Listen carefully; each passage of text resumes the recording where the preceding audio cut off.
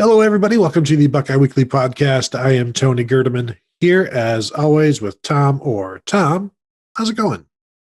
Tony, I was just in the car with my kids, took them sledding right before we came here because school is just not a thing that we do anymore. We've had four no in-person school days out of the last seven possible school days, so we're just not doing that anymore because it just keeps snowing and icing here. So as we were in the car, my kids have just now learned the "I'm rubber, you're glue" thing, and Oh, it made me think: Tennessee is rubber, Ohio State is glue. It was like, boom, now I know. Now I have something to say to Tony at the beginning of the show, and we won't just sit awkwardly as I sit there going, what should I say?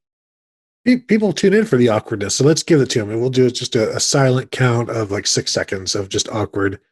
But no, Tom, you are right. It is rubber and glue, as it looks like at one point, Al Washington, Ohio State's linebackers coach, who was offered the defensive coordinator spot at Tennessee at a range of about 3 years, and I saw between 1.2 and 1.5 million dollars a year, which is a lot of money, which is actually about the going rate in the SEC anymore for a coordinator.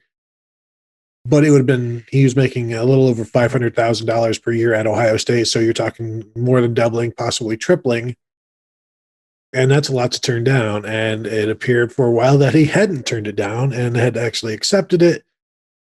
Now, possibly getting cold feet at the time to actually put your name on the dotted line, and then then he has decided to stay at Ohio State. And of course, Ohio State, as the time of our recording this at the 2:12 p.m.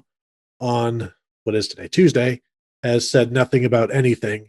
And so at this point, does Ohio State even say that he's staying, if he's staying, or is there a this would be something that down the road when we FOIA all of the raises and stuff, do we see the pay bump that, like how how do we proceed from here? Is no news, Tom?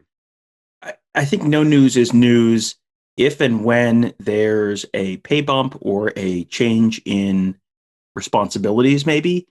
Does Al Washington take Greg Madison's old spot as the co-defensive coordinator, something like that? Maybe you would assume. I mean, we had been our team of insiders at Buckeye Scoop had been reporting pretty breathlessly on this all weekend, maybe that this was kind of going on. Sometime over the weekend, I think this broke, and they'd heard that Tennessee had made an offer, a quite generous offer, and that they had heard that Ryan Day and Gene Smith met with Al Washington, and I think made him a pretty compelling pitch to stay. And then it sounded like he was going to go, and then he changed his mind at the last minute and decided to stay. And I guess the question is, what was in that compelling pitch from Ryan Day and Gene Smith to stay? Because I mean, I think the case for going to Tennessee is you get to be a coordinator right now, and you get a whole bunch of money. The case for Ohio State, and I think it's this is not just us bagging on Tennessee because of this one case. Like, go back a couple shows. We've been bagging on Tennessee a lot because it turns out there's a bunch to bag on Tennessee about. Tennessee, the reason Tennessee is offering you a 3-year guaranteed contract at 2 to 3 times your money right now is because they have to do that because no one is going to take the job just because it's a great job. Like, Tennessee is probably about to go on NCAA probation. And I say that because Tennessee just self-reported a whole bunch of level 1 and level 2 violations so that they could get out of paying their old head coach his buyout. So there's a bunch of stuff, you don't know exactly what's going to go on with Tennessee. The floor, the ceiling right there is like maybe about the Tax Slayer Bowl or the Gator Bowl or whatever they're calling that now. Like, yeah, maybe if everything goes right, 9 wins and like a really lousy New Year's Day Florida Bowl game. And the floor right now is like question mark, because that's a program that can win 3-4 games a year. And also they're about to potentially get nuked by the NCAA. So if you're Al Washington, you're in a very good spot right now. You're in a spot where he's got good personnel. He's, doing well on the recruiting trail. He's part of a program that just went to the national championship game. He's on the upswing. He very clearly, this is not going to be Al Washington's only opportunity to be a coordinator. He might be able to be a coordinator at Ohio State in a year or two, which is a far better job than being a coordinator at Tennessee. So, and he's also someone who he's personable enough. I could see him parlaying an Ohio State assistant coach job into a MAC head coaching job at some point in the relatively near future. So there may have been, we'll find out what kind of title and or pay bump he gets out of this. But, in terms of a long-term move for Al Washington, I think this seems very much like the smart play.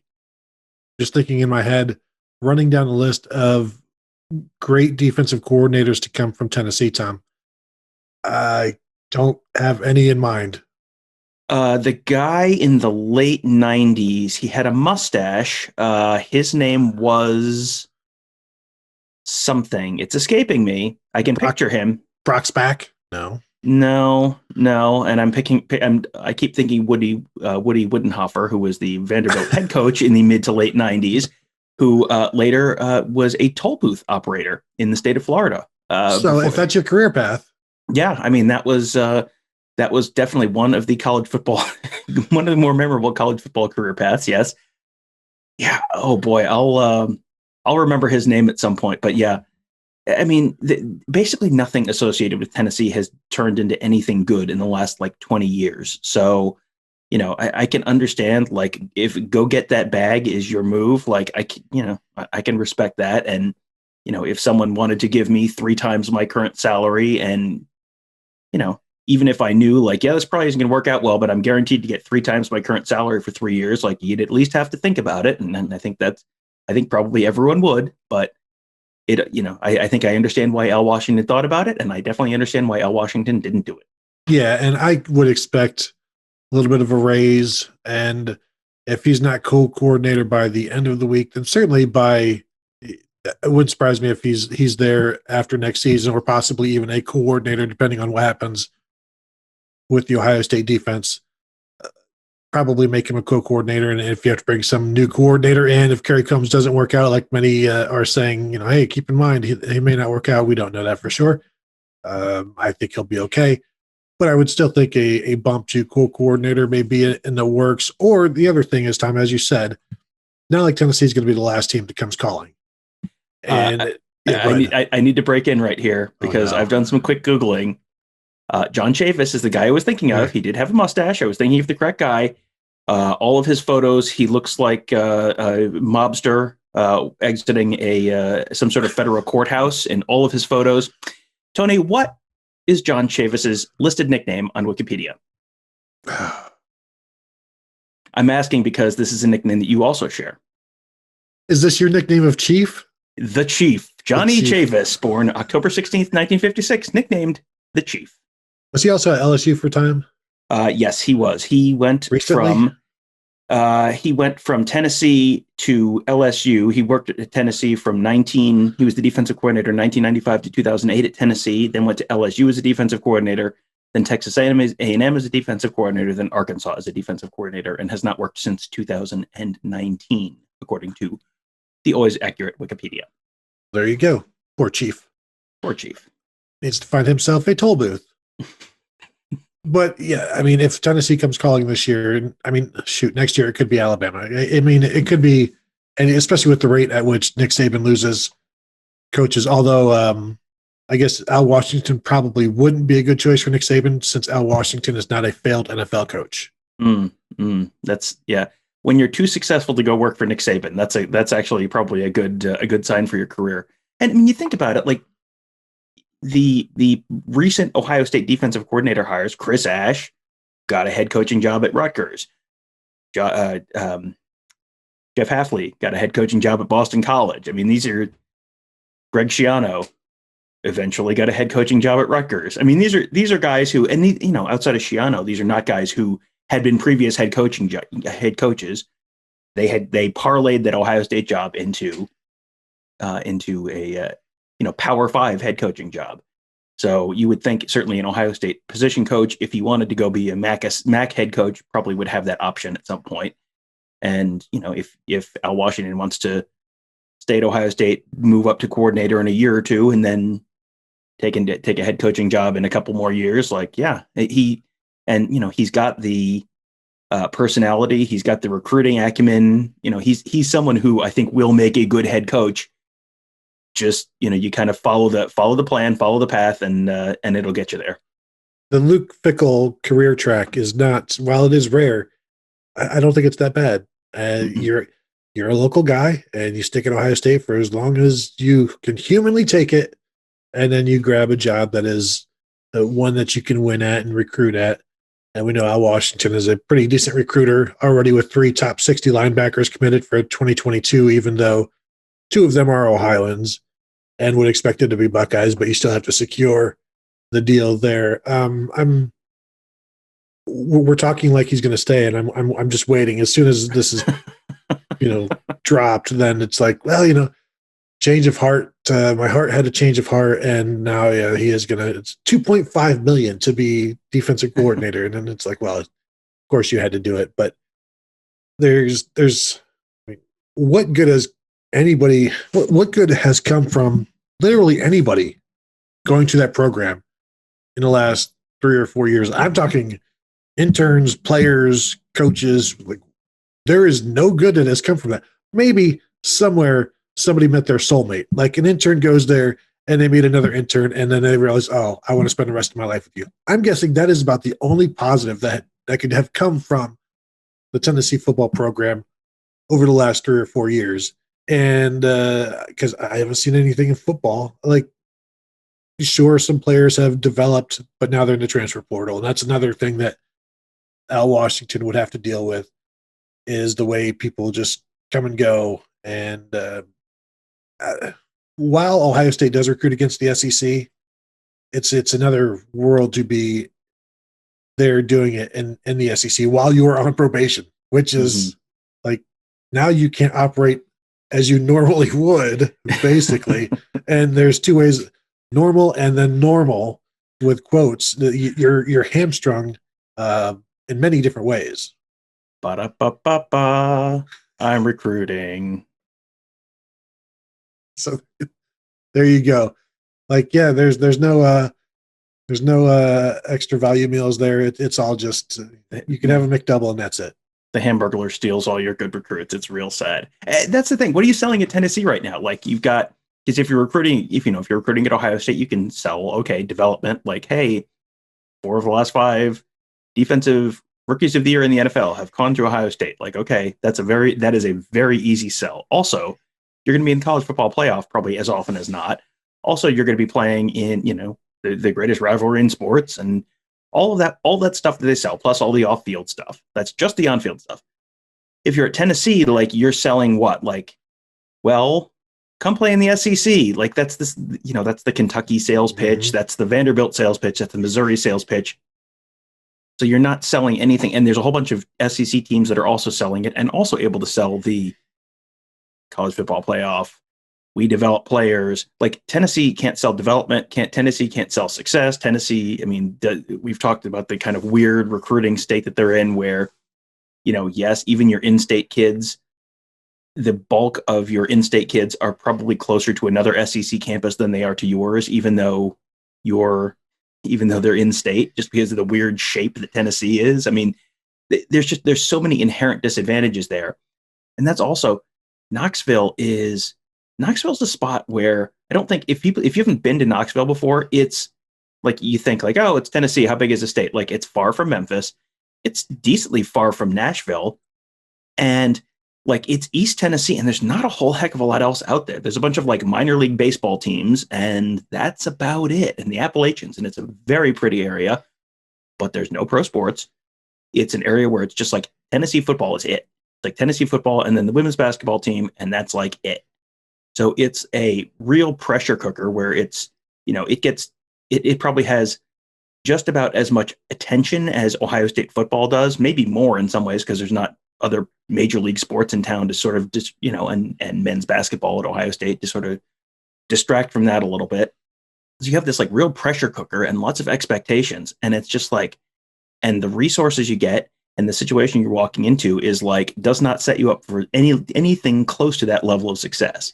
It is like a uniquely difficult job based on the expectations versus the opportunities there. And that is one of the reasons why you go back a couple decades, and it's just like, you look at the Wikipedia pages and all the people who are at Tennessee, their next step is not like, this is better than Tennessee. It's like, oh, that's not fantastic.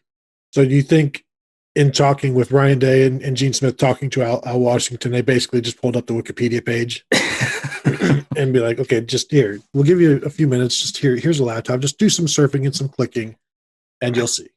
I think all you have to do is read the coverage of, here's what they did to get their last coach out of there without having to pay a buyout. Like, okay, so what do you think that's going to mean for the NCAA? Because the NCAA, with two hands and a flashlight, can't find certain things. But if you bring it to them on a platter, that's when they will nail you. Well, Tennessee just brought it to them on a platter in order to, and said, yes, didn't just say like, yeah, we're thinking this is a possibility. They just said, all of these things are true. And we're telling you that because we want to fire our coach and not pay him. So, okay, you've just presented it to the NCAA in a platter. What do you think they're going to do about it?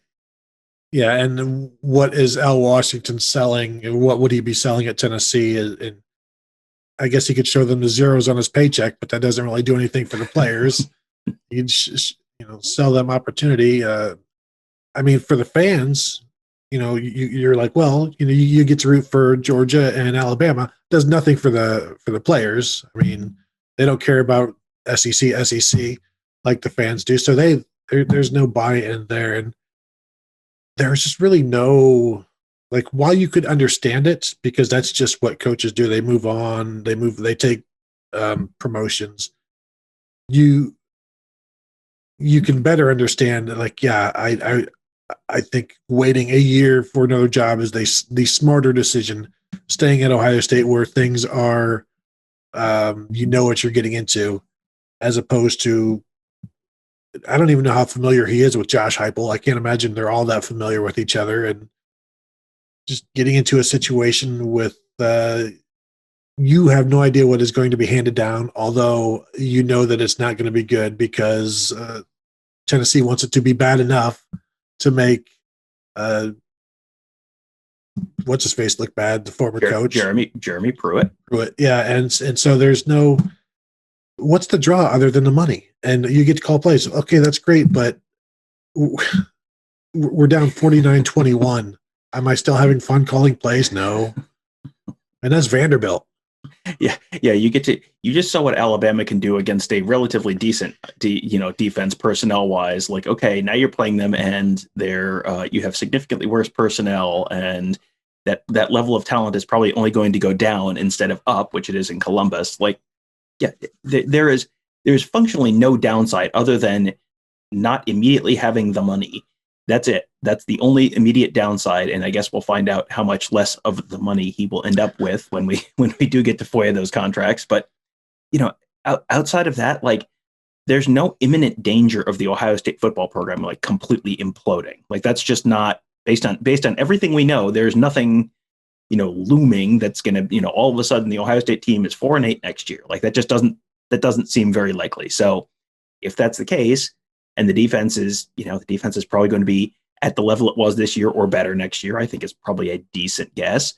So what would make your resume any worse next year? Like, you wouldn't be able to get this good a job or better this time next year. And I think the answer is basically there's no reason to think that you would not be able to get at least this kind of job and potentially a much better job in another year, another 2 years.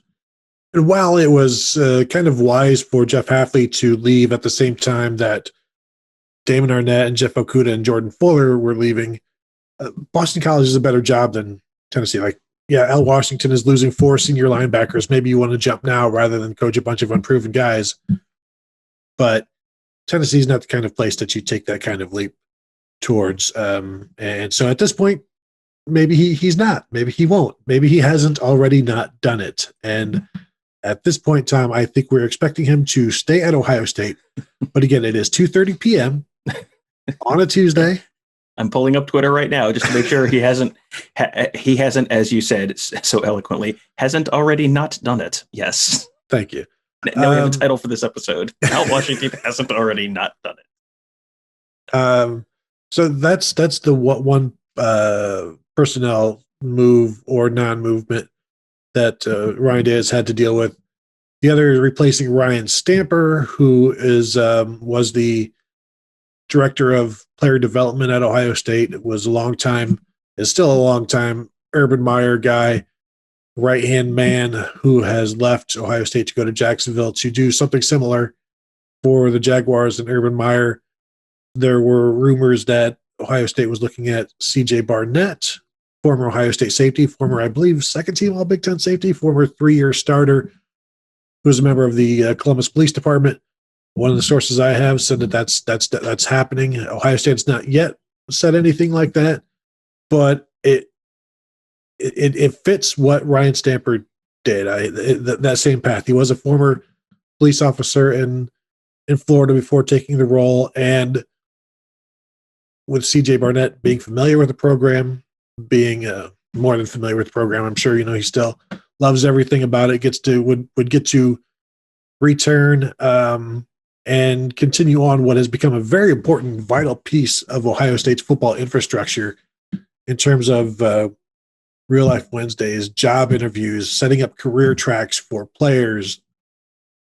You don't think necessarily, well, why a police officer in that kind of role, but it's still community outreach, community organization, community just uplifting and getting players and getting people on the right footing. And that's what Ryan Stamper did. That's what he was so good at. And the thing is, like, the overall infrastructure at Ohio State is such that a new guy can step in behind the scenes and there's already so much prepared for him. Like if Mark Pantoni ever leaves, it's structured in such a way that, yeah, it would hurt, but you know how things would work. And when Urban Meyer left, he left it to Ryan Day because things were in a place that everything could continue on. And I'm guessing that's the same way with the player development side of things. And like I said, Ohio State isn't confirming anything, but certainly an interesting and fitting choice, I would think.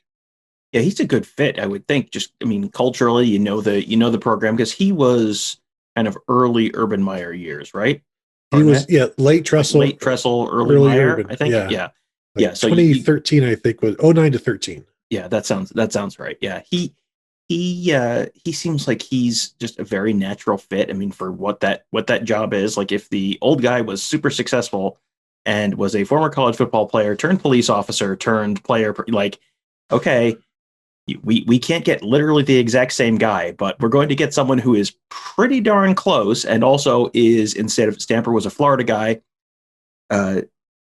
C.J. Barnett is an Ohio State guy. So, you have, Stamper did a fantastic job, and you have, the closest facsimile you could possibly come up with to Stamper to replace him now. And Stamper, if you guys don't know who Brian Stamper is, you would probably know him if you ever watch the Black Stripe videos on Twitter. He's the guy who stands up and introduces a lot of the guys who are going to be losing their black stripes. So that might be where you would know him from, because he was, very much a behind the scenes person for the Ohio State program, but a huge part of what they did day to day. And with the real life Wednesday programs, like you talked about, I mean, that is an important piece of the machine. And it's not, this is not a coordinator. This is not Mickey Marotti. This is not Mark Pantoni, but this is an important part of the day-to-day operation of the place. And he's someone who has a lot of touches with a lot of everyone else in that building on a regular basis. So this is probably a more important position than a lot of people are, outside the program would probably think. And finding someone who's going to be a good fit to just kind of continue that, and just like, you don't need to reinvent the wheel here. Stamper was doing a great job. The culture internally is really solid right now. You just want someone who can just kind of like keep that moving. And that seems like a very, very logical fit. Like as soon as we heard that name, it was kind of like, oh yeah, that makes a ton of sense to have him be the next guy. So yeah, that's assuming that does all follow through. Yeah, that should be a really good hire for Ohio State. Yeah, and one last football thing before we get to our listener questions. So today I spoke with TreVeyon Henderson's high school coach, Ricky Irby, and I'm trying to get to the coaches of all of the incoming guys and just, write about that and have conversation with the coaches for some unique insights on the players that are coming into Ohio State.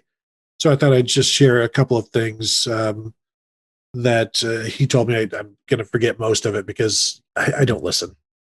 People are talking, I don't listen. But no, it is nice, Tom, to actually just talk for 20 minutes to a coach back and forth, because you don't get that at Ohio State anymore. Not that we ever really did, but especially now with Zoom, it's like one question and then you're done. And here it's just like, you just go back and forth and you talk, kind of, Tom, almost like me and you do. But I listen to what the coaches say, as opposed to, I know I said I didn't, I do. But just a few of the things. So TreVeyon Henderson didn't play really running back until his junior year, which was the only year he played it because he didn't have a senior year. They are right now in, I think, week 3 of spring practice, getting ready for their spring football season there in Virginia. He said, Coach Irby said that the last time TreVeyon was in track, he ran a 10.89 in 100 meters, but that was a couple of years ago, and he thinks he's probably like a 10.4, 10.5 guy now, Tom. So stronger and faster. Good? Is that good? Seems in fact, good. It is pretty good. Urban Meyer would always talk about the 10.5 being that magic number. You wanted some of those guys in every year. And so maybe they have that in TreVeyon Henderson. I asked him, so like, when did you know you had like a high level college prospect? And this was a guy that he had known since the 4th grade, because he knows the family. He went to school with TreVeyon's mom at that same high school. He's got brothers that have all played there. But as a, he said he started varsity as a freshman safety. Then I think he moved to corner as a sophomore. And again, I'll have all of this fleshed out when I actually write it with all of the correct information. But he said the sophomore year they lost their quarterback and for one game, and so they by like Thursday they found out he wasn't going to be able to play like Wednesday. So Thursday they put in a wildcat package for TreVeyon. And it was a 0-0 game against a really good team at late. And finally they put that wildcat package in. And on the first carry, Henderson went like 80 yards for a touchdown. And then on the next drive, the ensuing drive, he picked off the pass to seal the game. I'm like, wow, didn't you feel kind of stupid for not putting him in earlier at running back at wildcat? He's like, absolutely. Like, you wait this long and you're in the slog 0-0 and one play at wildcat and he goes, and he's like, yeah, that's what, good players can make you look bad. It can make you look good. And that was one where it was kind of both. So that's one of the interesting stories. And just talking about how he said he wants to be the best in the world, which, I mean, he's very, he also asked me, hey man, what do you think about the rivals rankings? Because that's TreVeyon Henderson is famously underrated with rivals. And it is interesting that because Henderson also apparently is not a fan of where he is ranked, and he takes that stuff personally. I'm kind of, Tom, one of us needs to do the Jordan meme of, and I took that personally. And you have like the rankings with TreVeyon Henderson's head on Michael Jordan's body. But it is interesting that he's a very competitive dude, very driven inner, like it's not nothing from the outside. It's wanting to be, as he said, the best in the world. And he told me, he thinks he's the best player in the country, and had Clemson telling him he was the best player in the country, I think, as a sophomore, as a defensive back. And that was the other thing. He's been offered as a wide receiver early in his career, was offered as a corner early in his career, offered as a safety, and then, of course, offered as a running back. And Tom, he's got a younger brother who's a freshman this year. So keep an eye out for the next Henderson as well. Since when has Ohio State ever succeeded in recruiting a pair of 5-star brothers from somewhere down south? I can't think of a single time that's played out well for Ohio State. So I would steer clear. That's just my personal opinion. What do I know? He does play running back and a little bit of linebacker. He's bigger than TreVeyon. So it's, another name to keep in mind. But I do always enjoy those conversations with the coaches, because you get to learn so much. And it's unfortunate that we haven't gotten to talk to the incoming freshmen yet. I don't know that we are. That's something we always look forward to every year. And it's a great way to learn about the players. And hopefully that will happen. But just some things that I wanted to share. I'll throw some more stuff up on the Ask the Insiders board before I get all of this written out for sometime this week. But Tom, do we need to get to a couple of listener questions? Yes, we will do exactly three listener questions on this show. So the first one is from our least favorite listener, Langdon Ulger. Who is Ohio State's best defender not named Haskell Garrett? See, I got this question and I was like, I want Tom to answer this one. because I think we like the person who gave me this question on the I think it was on the message board, and he was like, I think it's Tyreek Smith, and I'm like, it can't be. And then you go through and say, it might be. So Tom, who are you going with? Yeah, the names that popped into my head immediately were Tyreek Smith, Zach Harrison, Seven Banks. Mm-hmm. I mean, I think there's a possibility that it's Teron Vincent by the end of next year, but it's not Teron Vincent right now. I still think that Teron Vincent, any of those four guys, Teron Vincent, Tyreek Smith, Zach Harrison, Seven Banks, any of those four guys could be the guy who's like a top 10 pick a year from now in the NFL. I don't know which one it is yet because I don't know that, I think there's a decent chance that any of those four guys is the first guy off the board for the Buckeyes in the draft next year. I don't know which one it is because none of them are in that spot right now, and it's going to be a little bit of a developmental piece to get there. Zach Harrison has the measurables. Zach Harrison, I think everyone has just kind of been waiting for him to just put up the crazy Chase Young, Nick Bosa kind of numbers, and he's getting better. He's becoming more of an impact player. Tyreek Smith, kind of same thing. Tyreek Smith has had some kind of injury issues, and that has kind of kept him off the field a little bit. And then, he was coming on towards the end of last year, and was a big force in that Clemson game. And Seven Banks is again kind of like progressing on that typical Ohio State developmental path where it's like, yeah, he's not great. Oh, he's pretty decent. And then, and now he went number 8 overall in the NFL draft. Like that's just kind of the next year of the progression. So yeah, I guess I'm just going to sort of side with just the raw athleticism and say Zach Harrison, but and I guess I didn't address Teron Vincent. Teron Vincent came in with the 5-star pedigree as number 1 defensive tackle in his class, son of Troy Vincent, former NFL player. He's been banged up. He's been hurt his whole career. He missed the start of last season. He kind of started a little slow as he was still coming back from a shoulder injury. You got to remember, as a true freshman, he had a sack in the Big Ten championship game against Northwestern in 2018. So it's like it's in there. There was everything after that 2018 Big Ten championship game was just sort of screaming like this guy's going to be a star. And then he missed the whole 2019 season with a shoulder injury. Probably wasn't 100% last year. He's another guy who you saw Tommy Togiai kind of take that leap. You saw Haskell Garrett kind of take that leap. Teron Vincent is someone who I could maybe see being the guy who takes that leap this year. It is interesting to see so many people in line with Tyreek Smith and yet questioning Zach Harrison's production when Zach Harrison had 4.5 tackles for loss. I think it was team high or second on the team, and 2 sacks, which is one more than Tyreek Smith. And Tyreek Smith, I think, had 1 tackle for loss. And Harrison's production in numbers wise is higher than Smith. Maybe Smith gets more, almost plays than Harrison. It's just interesting to me where so many people have bought in on Tyreek Smith and have not yet on Zach Harrison, because maybe it's Tyreek Smith has lived up to the Jonathan Cooper hype, which is,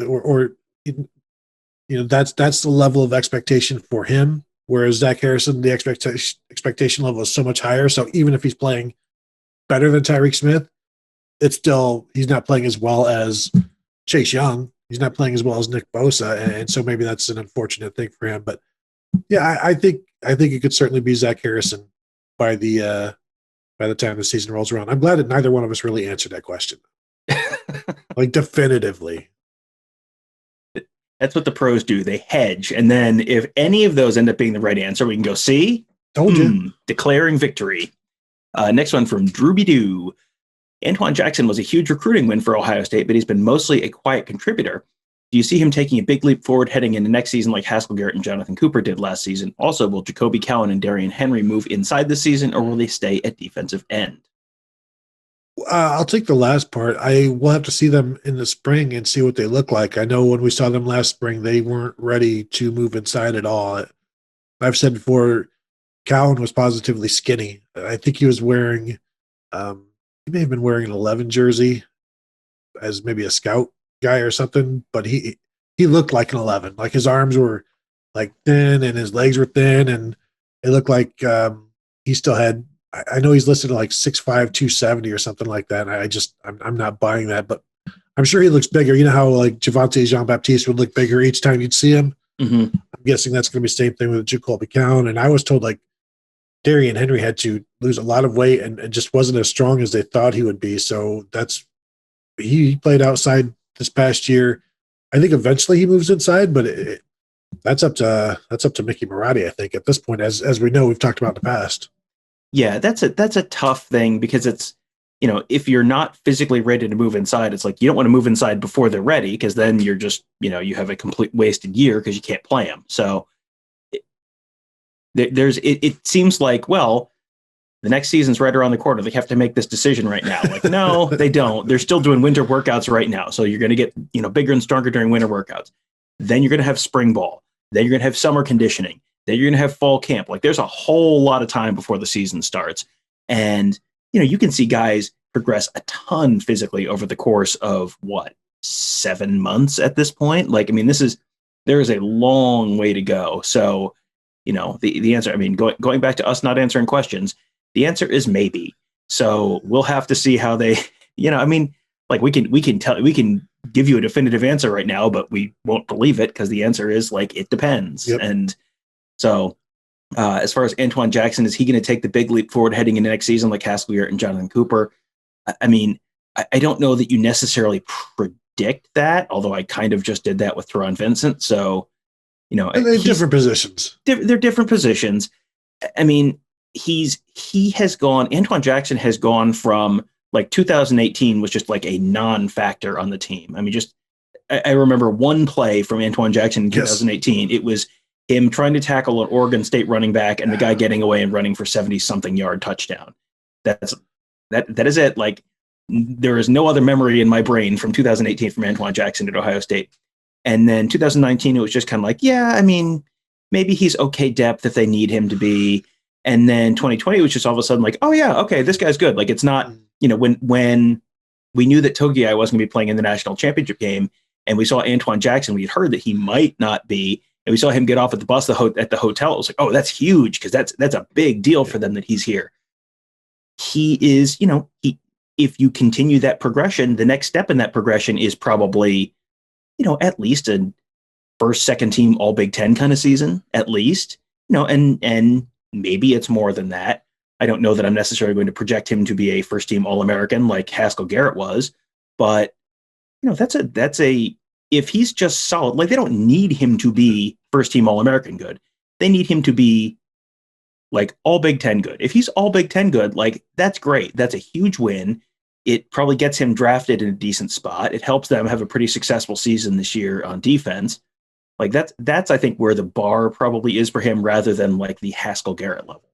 I will say it's going to be tough to be all Big Ten as a nose tackle just because the numbers won't be there. Mm-hmm. And we saw Haskell Garrett was third team all Big Ten as a 3-tech. And so just keep that in mind because voters you'll see 4 defensive ends on the all Big Ten team at times just because those are the shiniest objects on the defensive line. So if they I don't think they're going to get Devon Hamilton or Tommy Togiai, but if they get Robert Landers, I think that's plenty good.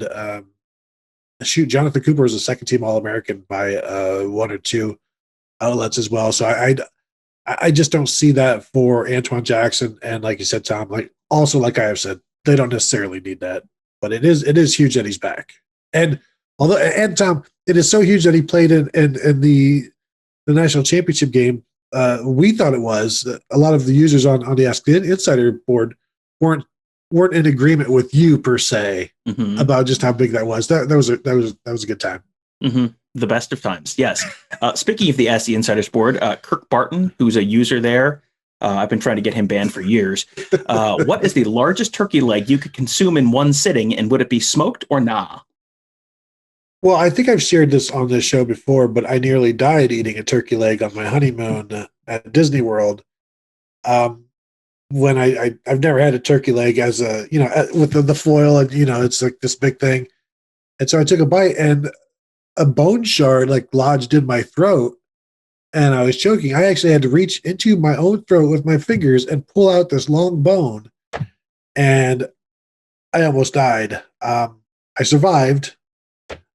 And that was the last turkey leg as a, like that I've ever eaten. Now it's like, it has to be on a plate and you just, pick off the dark meat. So I don't do just a straight turkey leg anymore, Tom, because I have stared death in the face and it smelled delicious, tasted delicious, but not that delicious. Yeah, I don't know what the unit of measurement of largest turkey leg is here. We're talking, they don't really sell them in pounds. It's just kind of like turkey leg. So what is the largest turkey leg you could consume in one sitting? I don't know, like one, like, I mean, big. What is our unit of measurement here? Like big, large, gargantuan, I think. So I'm probably like the middle there. So I guess large. A vente? Yeah, I mean, I don't know what that is. The problem with turkey legs is like they're good, but like if I'm eating turkey, like I'm gonna want some sides. Like that's if I'm eating turkey, I'm gonna want some mashed potatoes, sweet potatoes, maybe. Like let's make this a proper Thanksgiving feast if we're having a turkey leg. So what is the largest stick of mashed potatoes, deep fried, that you could eat? Again, large, giant, gargantuan. Bigger. The question there is bigger than a bread box, and the answer is yes. I could probably do that, and then I'm gonna need a nap. What is the largest nap that you could take? I can go 3 hours easy. I mean, that's no problem. Grande. Muy grande. All right, Tom, I think that'll do it for the show. I think we've talked plenty. We've filled some of that talk with information, which is always great. We try to do that every time. Sometimes we are unsuccessful. Anything that you would like to say to the people before we go? Well, I will plug the Morning Scoop. We had a fantastic show with Alex Gleitman on Tuesday. He released his kind of the stories behind the 2020 recruiting cycle on the Ohio State offense that went up at Buckeye Scoop on Tuesday. And on Tuesday morning, I had him on just to kind of share some of these stories from past recruiting cycles, and really fun conversation. Let's see, we talked about Trey Sermon when he was recruit for Ohio State. Talked about Nick Petit-Frere. Talked about a whole bunch of different guys. Javonte Jean-Baptiste, who we mentioned earlier, the story behind his recruitment. He had a crazy one that kind of went back and forth between a couple schools, and then culminated with a snowstorm in the morning on National Signing Day where he couldn't get to school. So that was kind of a fun story. Tyreek Smith, sort of the story behind his whole his recruitment. And there were two defensive ends in that class who one was silently committed to Penn State, one was silently committed to Ohio State, and then they ended up flip-flopping on National Signing Day and signing with the opposite school. So there are a lot of really fun stories. I got to tell you, traveling with our recruiting guys, hanging out with our recruiting guys, like I could just sit like the whole drive to Penn State. It was just like me just throwing a name at Mark Givler and being like, so what's the deal with? And it was just like hours of fun stories. I could sit and listen to our guys share recruiting stories for hours and hours and hours. That was Tuesday's show with Alex. Tomorrow morning, Wednesday morning, I'm having on Ross Fulton to sort of break down the okay. So Al Washington is staying. What does this mean for the 2021 Ohio State defense? What would he like to see them run? Changes he'd like to see them make, that kind of stuff. So that should be a fun conversation as well. Ross's shows are always very popular ones, so make sure you check that one out as well. You're so right about just the conversations about all of this recruiting stuff. And if that sort of stuff interests you, you can find it on the Ask the Insiders board and become a member, and you can ask the actual people, hey, Alex, tell me about this. Hey, Mark, tell me about this. And as long as they're not breaking any laws, they might, and they probably will, because there are endless stories being told. So check it out. I promise you will like it. BuckeyeScoop.com. Tom, that'll do it. Thank you as always. And again, thank you to the listeners and the viewers, and we will talk to you guys later in the week.